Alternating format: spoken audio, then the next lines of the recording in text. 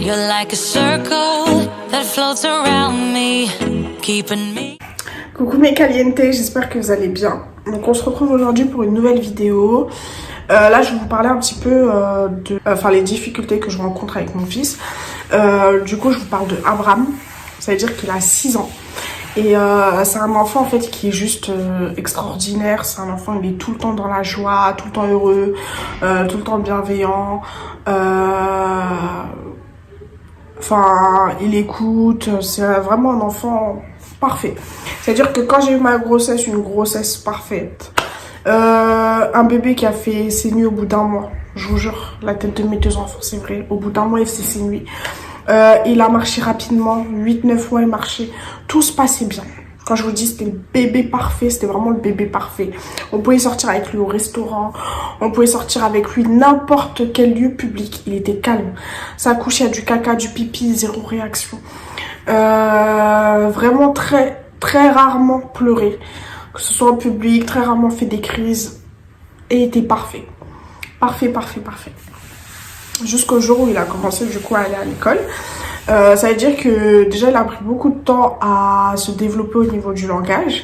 Il a commencé à parler un petit peu, à se faire comprendre grande section. Moyenne section il était à moitié propre, grande section il était propre. C'est-à-dire il portait encore les couches en moyenne section. En maternelle il mordait énormément les autres élèves. Il griffait, il tirait les cheveux, enfin, il faisait beaucoup de choses pour se faire comprendre. C'était... En tout cas, pour moi, je me suis beaucoup inquiétée. C'est-à-dire que là, aujourd'hui, il est au CP. Il est obligé d'apprendre à lire, à compter, à faire beaucoup de choses. Et c'est vrai que quand on voit... quand, par exemple, je vois les autres élèves, enfin, je vois les autres enfants, je me dis, mais il y a un truc qui est bizarre. C'est-à-dire que mon fils, il parle d'une manière où, je vais vous donner un exemple, sans moquerie envers les personnes qui bégayent, sans comparaison avec mon fils ou avec un autre enfant. C'est juste moi ce que je constate. Donc, par exemple, il va venir me parler. Il va tellement être pressé de me sortir sa phrase que je crois, dans sa langue, ça va trop vite. C'est-à-dire que il va me dire, maman, je peux allumer la télé. Il va dire, et ça veut dire, il va beaucoup bégayer. Beaucoup bégayer. Et là, du coup, comme je vous disais, il commence à apprendre à lire, à écrire. Et les jours de la semaine, enfin le temps, enfin beaucoup de choses. Et le problème, c'est que là, il est en train de développer de la dyslexie. C'est-à-dire que...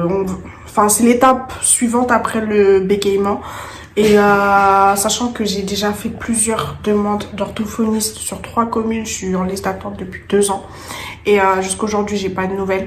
C'est-à-dire que là, en fait, je suis désespérée. J'arrive à un stade où, du coup, sur ma chaîne, il y aura des vidéos où de temps en temps, je ferai de l'orthophonie avec mon fils. C'est-à-dire que je vais regarder une vidéo et je vais réaliser la même vidéo avec mon fils en filmant avec vous pour que, en fait, pour les parents qui sont sur liste d'attente comme moi ou des parents qui ont leurs enfants qui bégayent. Les enfants qui bégayent, qui doivent apprendre à prendre leur temps pour s'exprimer, à prendre leur temps pour réfléchir aux mots qu'ils veulent dire. Du coup, on va faire ça. Et aussi, je tenais quand même à faire cette vidéo, c'est par rapport à lui, pour le protéger, dans le sens où je veux pas qu'il y ait des gens qui arrivent et qui viennent à se moquer de lui, qui viennent à se dire, mais pourquoi l'enfant il parle comme ça, c'est bizarre. Je veux pas. C'est-à-dire, dans tous les cas, les commentaires ils seront supprimés, mais je tenais quand même à vous prévenir que là c'est vraiment une chaîne, c'est une petite famille, c'est-à-dire c'est mes enfants et moi, et du coup on vous partage juste notre quotidien, ce qu'on kiffe faire, et c'est vraiment, on n'est pas là pour faire rêver les gens, on n'est pas là pour vous montrer waouh, le beau canapé, le beau salon, tout ça, non, rien de tout ça. On est juste là pour vous montrer notre vie.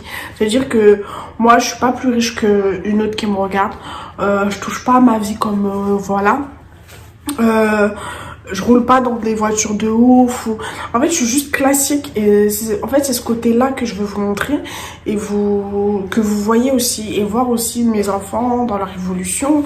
Dans leur moment où ils sont le plus heureux. Et surtout, Abraham, c'est une personne qui aime s'exprimer, mais tellement. Il aime rigoler. En fait, j'ai comme moi, c'est mon double.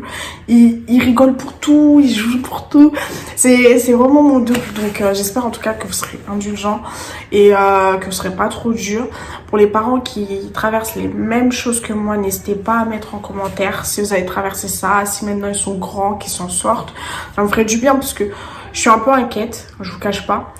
J'espère que ça va s'arranger en grandissant. Il a que 6 ans, mais bon, faut pas que je tarde trop parce que là, il va sur l'année 6-7 ans. Faut pas abuser non plus. Faut pas que j'attende 14 ans pour lui faire des cours d'orthophonie.